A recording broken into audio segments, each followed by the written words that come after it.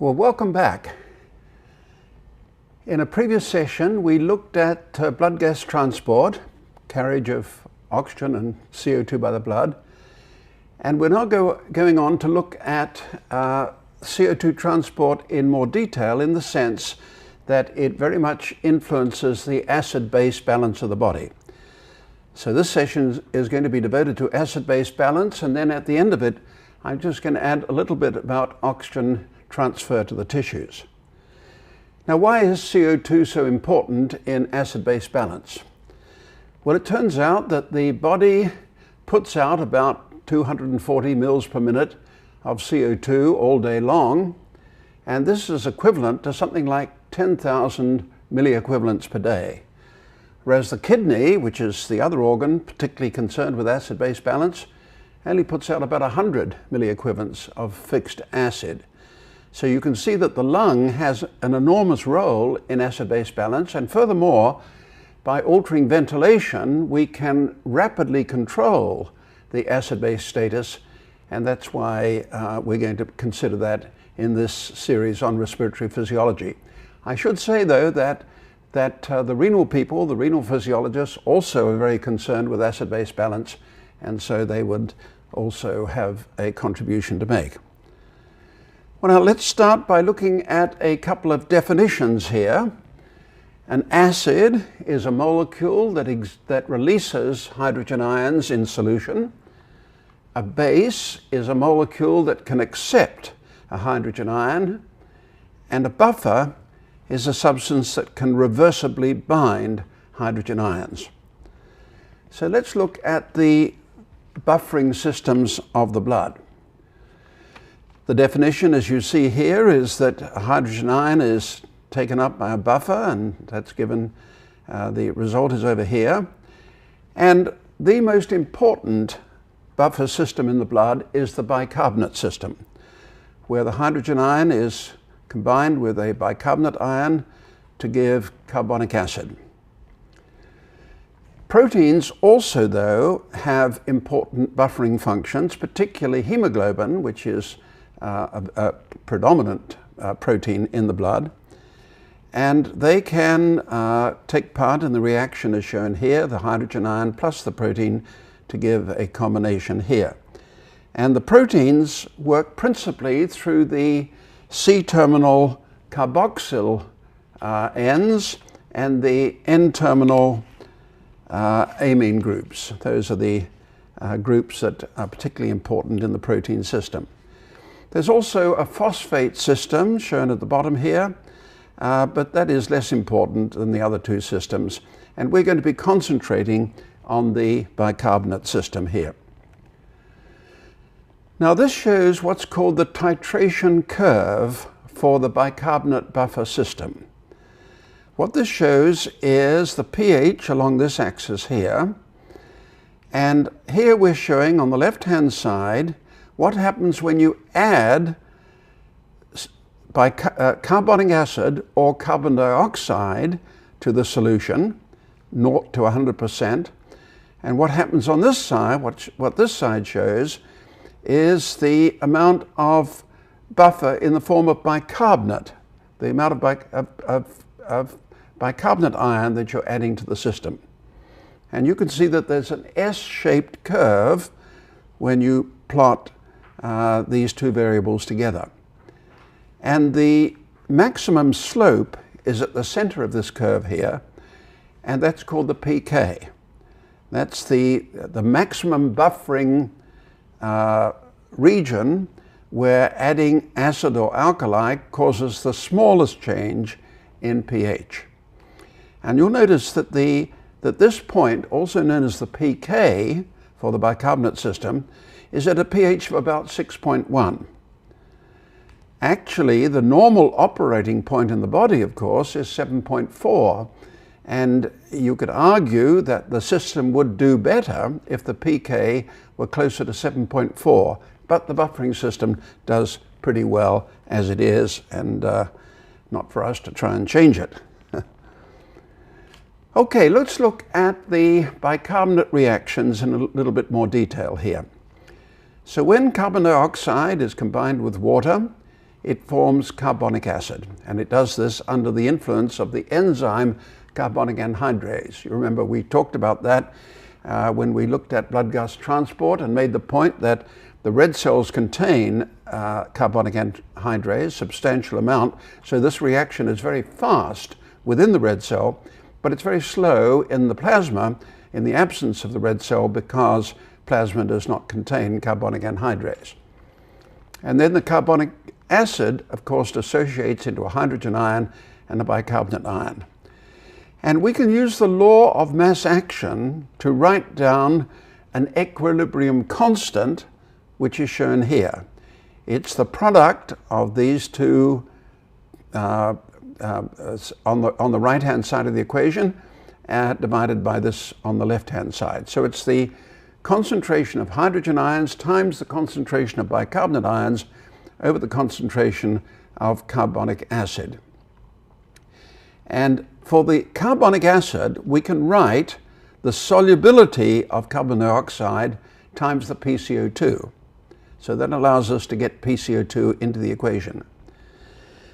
Now, what do you think the solubility of CO2 is? Well, you remember when we talked about the carriage of oxygen and CO2 by the blood, we pointed out that oxygen has a solubility of 0.003 mils per deciliter per millimeter of mercury, and we said that CO2 had a solubility of 0.067 mils of CO2 per deciliter per millimeter of mercury. So you may say, what's this 0.03 doing here for solubility? Well, the answer is that we're using different units. Here we're talking in terms of millimoles per liter per millimeter of mercury. Previously we were talking in terms of mils of CO2 per deciliter of blood, and that explains the difference in the constants. So the constant we're going to be using here for the solubility is 0.03. Now we can rearrange this equation and take logarithms, and I'm not going to do that in detail, but if you do that, you end up with the equation here that the pH is equal to the pK, which we saw was 6.1 for the bicarbonate system, plus the log of the ratio of bicarbonate to carbonic acid, or in this case 0.03 times PCO2. And that's known as the Henderson-Hasselbalch equation. It's a very important equation, and we're going to be using it extensively. And incidentally, we can see immediately that if the ratio of bicarbonate to PCO2 remains constant, then the pH is going to remain constant, okay? On the other hand, if we raise the bicarbonate concentration, keeping the PCO2 constant, then the pH will rise, and by contrast, if we keep the bicarbonate concentration constant and we increase the PCO2, then the pH has to fall. And we're going to look at those processes in detail. Now, it's interesting to derive the normal pH of 7.4 from the Henderson-Hasselbalch equation, and that's just shown here. Here's the Henderson-Hasselbalch equation, pH equals pK plus the log of HCO3 bicarbonate over 0.03 times PCO2. And pK, as we saw, was 6.1. The normal bicarbonate concentration in plasma is 24 millimoles. The normal PCO2, as we know, is 40. So 0.03 times 40 gives us 1.2. So we've got 24 over 1.2, and the ratio then is 20. The log of 2 is 0.3. The log of 20 is 1.3. So now we've got the pH equals 6.1 plus 1.3 equals 7.4. Isn't that nice? That's the way the normal pH comes out of the Henderson-Hasselbalch equation when we put in the appropriate levels for bicarbonate and PCO2. Now we're going to be looking at the interrelationships between PCO2, pH, and bicarbonate. So we've got three variables. And there are various diagrams for looking at the interactions between these variables. There must be a dozen or so out there. But the one that we find most convenient is called the Davenport diagram, and that's the one we're going to use. And here's the backbone of the Davenport diagram shown here. As you can see, on the vertical axis, we've got plasma bicarbonate. On the horizontal axis, we've got pH, and we've got these lines of constant PCO2 ranging across the diagram. Sometimes those are called isopleths. Isopleths meaning a constant value for the variable, in this case PCO2. And let's start by trying to understand how we would derive one of the isopleths for PCO2, and that's shown here. Here's the same diagram, plasma bicarbonate on this axis, pH on this axis, and here's the Henderson-Hasselbalch equation up here for a PCO2 of 40. Okay, so PCO2 of 40 times 0.03, the solubility gives us 1.2.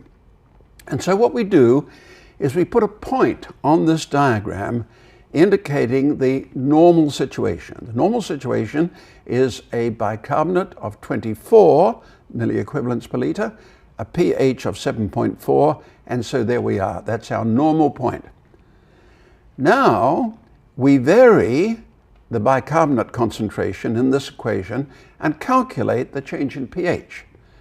So as we alter as we say raise the bicarbonate concentration, we find the pH increases, and we follow along this line here.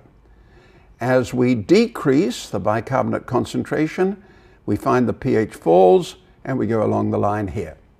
So that's how we derive the isopleth for the normal PCO2 of 40. We do the same for all the other values of PCO2. Very simple to do, very simple calculation, and that gives us this fan or this sequence of lines on the diagram here for different PCO2 values. Incidentally, just notice, because sometimes beginning students get confused here, from left to right the PCO2 is falling. Sometimes people, when they're putting the diagram together, they get those round the wrong way. Okay, now there's another line on the Davenport diagram that's extremely important, and we introduce it here. And this is the buffer line for carbonic acid. Now the buffer line is what you get if you take a sample of blood, normal blood, and you expose it to increasing or decreasing PCO2 levels. Okay? Suppose we take a sample of blood and we increase, and that would have, say, the normal arterial blood will have a PCO2 of 40, pH 7.4, bicarbonate of 24, so normal value as we saw before. Now suppose we expose this blood to an increased PCO2 concentration. We expose it in a tonometer to gas containing an increased PCO2. Then what we would find is that we'd go up this line here. For example, if we doubled the PCO2 to 80, we would find that we had, of course, a PCO2 of 80, a bicarbonate of, what is it, about 30, and a pH of about 7.2, something like that. So this is an experimentally derived line as we take a normal sample of blood and expose it to different CO2 levels. The same thing happens if we take the normal sample again, and we reduce the PCO2 in the gas to which the blood is exposed, then we'll move along this part of the buffer line. So this is the buffer line for carbonic acid, if you like, with normal blood. Now the slope of the buffer line depends on various things, including the concentration of hemoglobin. The more hemoglobin we have, the steeper the slope of the buffer line. Why? Because with more hemoglobin, we've got more buffering effect, and therefore the change in PCO2 along this axis is going to be less for a given change in the change in, did I say PCO? The change in pH along the horizontal axis here is going to be less for a given change in PCO2. So the buffer line, the slope of the buffer line depends on the varying on the buffering capacity. It's also true, for example, that in the body, the slope of the buffer line is slightly different from that in blood taken from the body and outside the body because of the action of the interstitial fluid, the extravascular interstitial fluid. Okay, so that's the buffer line, and those are the PCO2 isopleths. Now let's go to the 4 types of acid-base disturbances. And they fall into a nice pattern here. I don't think you'll find it difficult to follow this. It's a nice pattern. And the first one we're going to deal with is respiratory acidosis. Okay? Respiratory acidosis. Well, now with respiratory acidosis, what we're going to do is we're going to raise the PCO2. And therefore, we're going to, and that's all we're doing, raising the PCO2, and therefore we're going to move along the buffer line. And what we see is that the PCO2 is increased, and going along the buffer line, of course, the plasma bicarbonate increases and the pH decreases. Sometimes students at the beginning will say, well, if all you're doing is adding CO2, why does the bicarbonate increase? Well, of course, it increases because when you add CO2, you're forming not only hydrogen ions, but bicarbonate ions as well, and therefore both of them change. The increase in hydrogen ion concentration will cause the pH to fall, and then the increase in bicarbonate concentration will cause the bicarbonate to rise. Okay, now, as you know, as we've talked, well, first of all, let me say, how far has the PCO2 changed here? Well, in this particular example, the PCO2 has changed from 40 to 80, so it's actually doubled. That means that other things being equal, the alveolar ventilation is halved, okay, because that comes from the alveolar ventilation equation that we've used extensively. Inverse relationship between the PCO2 and the level of ventilation. So here we've got a situation where the alveolar ventilation has halved and the PCO2 has gone from 40 up to 80. Okay, now the body, as you have heard, as we've discussed many times, is very, quotes, reluctant to see the pH change. A change in pH alters the function of enzymes in the body. It changes the conformation of proteins. It has central nervous system effects. The body does not like a change in pH. And so it tries to prevent that. I'm talking now anthropologically. There are mechanisms that tend to reduce that, I should say. And the way the body responds to this respiratory acidosis is to have the kidney retain more bicarbonate. And as it retains more bicarbonate, we move along the CO2 isopleth because we're assuming here that what the kidney is doing is not changing the ventilation. The ventilation is reduced because maybe the patient has taken an overdose of some drug that has reduced alveolar ventilation. That's why the PCO2 has risen. And we're assuming the PCO2 remains at 80, but the kidney is conserving bicarbonate. And so we're moving up the isopleth for a PCO2 of 80. And we might end up here. And you can see that what this has done, as well as increasing the bicarbonate concentration, of course, is it has increased the pH, brought the pH back towards the normal level. In fact, this might go even further. It's possible, although actually unlikely, that the increase in bicarbonate concentration should be so great that the pH is brought back to the normal value. That actually, in practice, hardly ever happens. Usually the compensation, and we call it metabolic compensation because it's the kidney that's doing it, metabolic compensation for the respiratory alkalosis is never complete. And so we normally end up with a partially compensated respiratory acidosis, okay? And this one shows, just out of interest, a fully compensated one here. Now we have a name for the distance between the point, the vertical distance between the point and the normal buffer line. And that is called the base excess. It's a measure, you see, of the amount of bicarbonate which has been added. And the base excess, in this case, the example I'm showing here, this is about 24, this is about 48, so what's that? Something like 24, if I've got my sums right, would be the base excess in milliequivalents per liter, something like 24. Okay. Okay, so that's respiratory acidosis. let's go on now to respiratory alkalosis.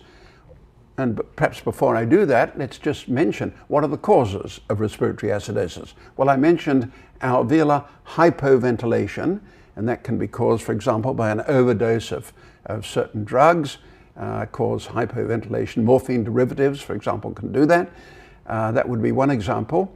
Another cause, though, of an increased PCO2, you recall, is ventilation perfusion inequality. That's a cause that some people are still a bit confused about, but ventilation perfusion inequality, you remember, affects the transfer of all gases by the lung, including carbon dioxide, so ventilation perfusion inequality can cause an increased PCO2. So the two main mechanisms of an increased PCO2 are hypoventilation, ventilation perfusion inequality. Okay, let's go now to alkalosis, which is the exact opposite, okay? In alkalosis, the primary change is in the PCO2. The PCO2 now falls, and this can be caused, for example, by hypoventilation. That would be the principal cause. Hyperventilation can occur in normal people because of anxiety or hysterical hyperventilation. Another example would be somebody going to high altitude, where the low PO2 in the air at high altitude stimulates the peripheral chemoreceptors, increases ventilation, drives down the PCO2. Again, following the alveolar ventilation equation. So in this case, what we've got is a PCO2 which has fallen from 40 to 20. And that means that the alveolar ventilation has been doubled. Okay, inverse relationship between the PCO2 and the level of ventilation. Okay, so what happens if we have respiratory alkalosis with hyperventilation, a reduced PCO2? Well, then the next thing that happens is that we can get, and here's the arrow shown there, next thing that can happen is that we can have a metabolic compensation for the respiratory alkalosis. In this case, we move down along the isopleth for a PCO of 20. See, again, we're assuming that the metabolic compensation is not affecting the root cause of the low PCO2. This patient is still at high altitude, is still ventilating high, and has a low PCO2, but the kidney now is going to excrete bicarbonate and thus reduce the plasma bicarbonate concentration and bring the pH back toward the normal level. Okay? So this is metabolic compensation, and again, it's rarely complete. Normally what we see is a partial compensation for the respiratory alkalosis. So the technical name for this would be respiratory alkalosis with partial metabolic compensation. Okay, let's now go to the next cause, which is metabolic acidosis. Now, metabolic acidosis and alkalosis are caused by primary changes in the level of bicarbonate. Up to now, we've been looking at the primary changes in the PCO2 level. Now we're going to look at the primary changes in bicarbonate. And metabolic acidosis occurs when the bicarbonate concentration is reduced. And you can see we're going along this line here, low bicarbonate here. We're assuming with this metabolic abnormality that the ventilation hasn't changed, okay? And we're simply going down the isopleth for PCO2 and ending up down here. Now, what could cause a metabolic acidosis? Well, any acids added to the blood. For example, in uncontrolled diabetes, or diabetes mellitus is the correct name for it, in uncontrolled diabetes, there are keto acids that are put out, and these are a relatively common cause in poorly treated diabetes. These can cause a severe metabolic acidosis. Another example would be lactate put out. If the tissues in the body, perhaps postoperatively or during an operation, become very hypoxic, those tissues will produce lactate, and that is another cause of metabolic acidosis, frequently occurs. So in this case, there's quite a severe metabolic acidosis. The pH has fallen from 7.4 to 7.1 or so. And of course, we've got a very acid situation. Now, again, the body doesn't like that. It would like to return the pH towards the normal level. How can we do this? Well, we can do this in part, at least, by respiratory compensation. And what the respiratory compensation does is it moves us along the buffer line, because what we're doing here is we're going to increase the ventilation and blow off CO2, and that, in a sense, is exposing blood to a lower CO2 on the buffer line. It's a new buffer line, okay, this one down here, and we're going to move along the new buffer line, which is parallel to the original buffer line here, because the buffering power of the blood, the buffering characteristics of the blood haven't changed, and we're going to move along the buffer line here, say to a PCO2 of 20, okay? So now we have a partially compensated metabolic acidosis. You notice that the pH has been brought back from about 7.1 to 7.2. It's still quite acidotic, but not quite so much as it was. And what we have is a respiratory response, respiratory compensation for the metabolic acidosis. So we're going to end up down here. So this is a common situation. What causes the increase in ventilation? Of course, we need an increase in ventilation to reduce the PCO2 from 40 to 20.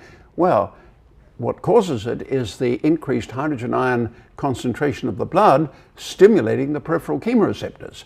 So a patient with metabolic acidosis, say from uncontrolled diabetes, that patient will be seen to be hyperventilating because the patient has a low pH in the arterial blood, high hydrogen ion concentration, stimulating the peripheral chemoreceptors, and that increases the ventilation. Okay, let's now turn to the last of the four abnormalities, and that is metabolic alkalosis. Now, it's exactly the opposite of what we talked about before. Since, here's the normal value here, and since we're not changing ventilation, we're going to be moving along the CO2 isopleth, but in this case, with a metabolic alkalosis, the bicarbonate concentration has been increased, okay? And therefore we move up this line, and the point is up here. What could cause a metabolic alkalosis? Well, a loss of gastric acids, for example, could cause it. In fact, there's a condition in newborn babies called pyloric stenosis, where the baby has a block at the end of the stomach and can't push fluid or milk through it, and vomits, and often projectile vomiting, and those babies often develop a metabolic alkalosis because they're losing so much of their gastric juice, which is very acid. Another cause sometimes seen is people who take very large amounts of alkalotic drugs in order to, because they've got heartburn or something, they take a lot of Tums or whatever they are, and this gives them, if you take enough, a metabolic alkalosis. Now, compensation, respiratory compensation for a metabolic alkalosis is often not seen. There may be a very slight amount perhaps, but usually this is not the case because in this case, of course, the pH is rising, and that usually doesn't have much effect on the peripheral chemoreceptors. Actually, in this particular instance, the artist has drawn a partial respiratory compensation for the metabolic alkalosis, okay? Now we're moving up the new buffer line here, and this buffer line is parallel to this one. And incidentally, as I said before, if you want to report the base excess, it's the distance between the two buffer lines. And I meant to mention that when I talked about metabolic acidosis, and I forgot to do it. But the distance between the point, the vertical distance between the point and the buffer line, or the vertical distance between the two buffer lines, is called the base excess. If the distance is down here, you can call it a negative base excess if you want, or you can call it a base deficit. Both terms are used. Okay. Now, the artist has drawn here an example of complete respiratory compensation for metabolic alkalosis. Actually, it never occurs. Take it from me, it never occurs. But what it points out is something interesting, that you can reach the same point by two very different processes. You see, in this case, it's been a metabolic alkalosis with respiratory compensation, or it's been a respiratory acidosis, going from 40 to 80, with a metabolic compensation. And they both end up at the same point. And so what the artist is making the point that sometimes you can reach the same point on the Davenport diagram by two different methods. This one it's extremely unlikely that this would happen with metabolic alkalosis. I don't think it ever happens. But the opposite sometimes does. Sometimes if you've got a respiratory alkalosis, where you come down below the buffer line here, a respiratory alkalosis and a compensated metabolic acidosis, they can end up at the same point here. And this just brings out the fact that some of these acid-base abnormalities are pretty complicated, and it takes us a while to sort out what's happening. There are different paths through which different paths that can be taken on the Davenport diagram. Okay, so that's, I think, all we're going to say about the acid-base balance. It's a nice, clean area of physiology, in my opinion. The Davenport diagram is extremely valuable, and by plotting the movement of the points in this way, we can clearly see what happens with respiratory acidosis or alkalosis, metabolic acidosis or alkalosis, both with their compensating movements. Now I'm going to change gears a bit here, because when we talked about the transport of oxygen and CO2 to the blood, we ended up at the peripheral capillaries pretty much. And we did not deal with oxygen delivery to the tissues. We didn't have time, that's why. And this is a convenient time to do it now. Consider this as a sort of coda to the discussion of oxygen and CO2 transport. Of course, acid-base is closely linked to oxygen and CO2 transport, which is why we've been looking at it here. And here's a nice diagram, which very pretty, and shows us how we can compare the movement of oxygen from the lungs into the pulmonary capillaries and from the systemic capillaries to the mitochondria. The point is that the initial movement to the blood-gas barrier is by ventilation. Okay? Now, one little caveat here, though, is that the final movement in the acini is actually by diffusion in the gas phase. But let's call the whole of that ventilation. Okay? The movement of inspired oxygen to the blood-gas barrier. And then oxygen is going to move across the blood-gas barrier by diffusion. Remember, we devoted a whole session to that because it's an important concept. And once the oxygen is in the pulmonary capillary blood, of course, it's moved around by a convective process called perfusion. Well, I should say ventilation is convective too. This is diffusion, and this is another convective process, perfusion, within the blood vessels. And so the oxygen finds its way then to the systemic capillaries, say, of the leg. And once it gets to the systemic capillaries, again, the same processes occur. It's got to diffuse across the wall of the capillary and through the tissue to the mitochondria, where the oxygen is eventually utilized. Okay? So it's a nice, if you like, a nice pattern here, a nicely balanced pattern of ventilation, diffusion, perfusion, and diffusion again within the tissue. Now, there are important differences between diffusion from the alveolar gas into the pulmonary capillary blood on the one hand, and diffusion from the systemic capillary blood through the tissues to the mitochondria on the other hand. And the main difference is the distances. The distance here from the alveolar gas to the interior of the red cell is what, 3 or 4 microns. The red cell diameter is about 7 microns.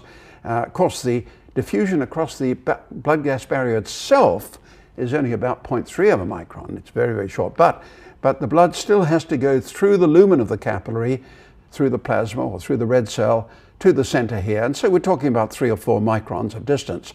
Not so in the tissues. In the tissues, for example, muscle, the capillaries are of the order of 50 microns apart. So you've got a much bigger diffusion path for the gases to traverse. And that's a big difference between the two diffusion processes. Now, if we look at the Fick equation again, and we've seen this now 2 or 3 times, you remember we pointed out that, well, first, just to recap, the volume of gas going through a tissue slice here, proportional to the area of the slice, inversely proportional to its thickness, proportional to a diffusion constant called the diffusivity, and the partial pressure difference between the two. Now, this diffusion constant, you remember, is given by the solubility of the gas in the tissue divided by the molecular weight. Now, remember we calculated that for CO2 and oxygen and found that the value of D, the diffusivity, it was about 20 times greater for CO2 than for oxygen. Why? Because the solubility of CO2 is about 24 times, 0.067 over 0.003, something like that. The molecular weights are slightly different. CO2 is 44, oxygen's 32, but by the time you take the square root, the difference is less. And so the net result of this equation is that diffusion occurs about 20 times faster for CO2 than it does for oxygen. So it's generally believed that in peripheral tissues, CO2 is not a problem. Oxygen is the one we're concerned about. CO2, because of its high diffusivity, is probably not a problem at all. Now let's look at an interesting problem, and that is the distribution of PO2 between capillaries in the periphery. And we'll take the leg or the arm or whatever. And initially you may find the diagram confusing, but this area here, which is a shaded area, is meant to represent the capillary. Okay, and this shaded area is a capillary, and we're looking at the profile of the tissue PO2 between the two capillaries. That's what we're looking at here. Now, as oxygen diffuses away from the capillary towards the tissue, and of course it's going to be used in the mitochondria here, the PO2 falls. It falls because the oxygen is being consumed by the tissue. In fact, of course, if the PO2 was not falling, there'd be no diffusion of tissue out. The oxygen only diffuses along a partial pressure gradient. At any event, you can see that under normal conditions, say, the pattern is like this. We've got an area of lowest PO2 in the center of this tissue between the two capillaries here. But everything here is getting oxygenated as we would hope. But now let's look at the next example here, shown as B. In this case, the oxygen consumption of the tissue, or the oxygen available from the capillary, one or the other, means that the PO2 has fallen to 0 at some point between the two open capillaries. Okay, that would be probably midway between the two capillaries and probably at the downstream end of the capillaries where the PO2 values are least. Okay, and so now we've got what's called a critical situation. A critical situation where this tissue is only just getting oxygenated. And even worse happens if we go to C here. In C, there's a whole region where the PO2 has fallen to 0. And so this is a very serious problem. Maybe this occurs in the intensive care unit to some extent. And this tissue, of course, cannot undergo metabolism, oxygen-using metabolism. If it's going to survive, it's got to produce ATP by anaerobic glycolysis, and that it can do, and that will produce lactate as a result. So we've got a problem here, and again, this is likely to be in the center between two capillaries and presumably at the downstream end. So that's tissue hypoxia. Now, how far can the PO2 fall before the mitochondria get into difficulties?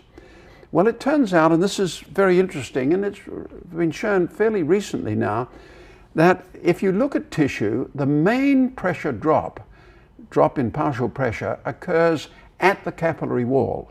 And if you look at muscle tissue, for example, that's where most of the fall in the PO2 occurs. And that in the muscle itself, the PO2 is reasonably constant and also extremely low. It turns out that in exercising muscle at rest, the PO2 is of the order of 2, 3, 4 millimeters of mercury, extraordinarily low.